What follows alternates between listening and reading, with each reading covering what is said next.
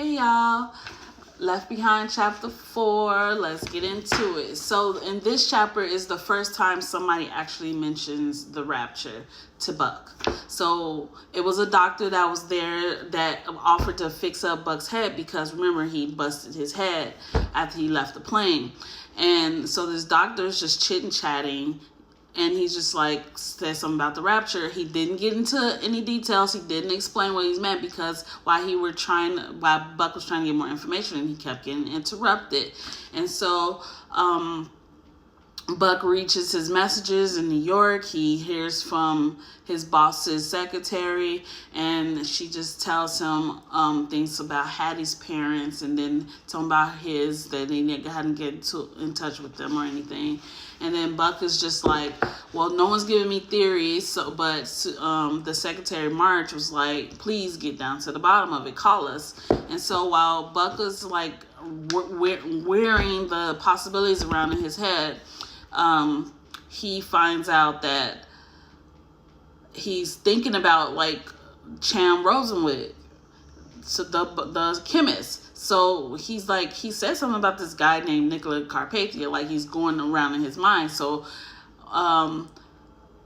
Buck pulls up his files about the interview that he had with Rosenwood, and when he was talking about this guy Nikolai. And so when he was talking about Nikolai turns out that he knows, he's a young guy about the same age as Buck, in the early 30s, that he grew up in the Romania, and then he grew up, and then he knows, like, he's like a prodigy. He knows several languages and different things, and he's just somebody that no one really pays attention to, but at the same time, he's very charismatic. He's very, self-determined, and he goes forward and things. So Buck was just looking into it. So while Buck is there at the airport trying to figure out the Carpathia, he goes to Susie, the stewardess, and like, look, I got this gold kryptonite card of all krypton cards that get me anywhere and any place that I want to go. So I need a flight out of here. What can you do for me? So that's what Buck's trying to do. He's trying to leave Chicago to get to New York.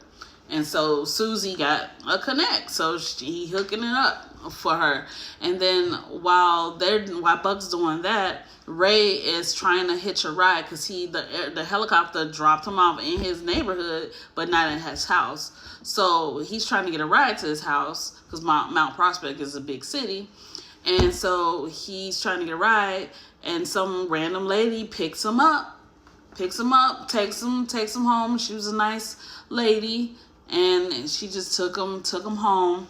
But when Ray went home, he was just like mulling over in his mind where he did know that he got in touch with Chloe. So he's glad that his daughter was left behind with him, which I found kind of on one hand, I find kind of odd and weird. Like, why wouldn't you want your daughter to have believed and went off to heaven? And then the other hand, he's like, he's not alone, and he doesn't have to end up in the same situation that Chris previously did when he kind of unalived himself because he lost a lot of hope and he was in deep despair.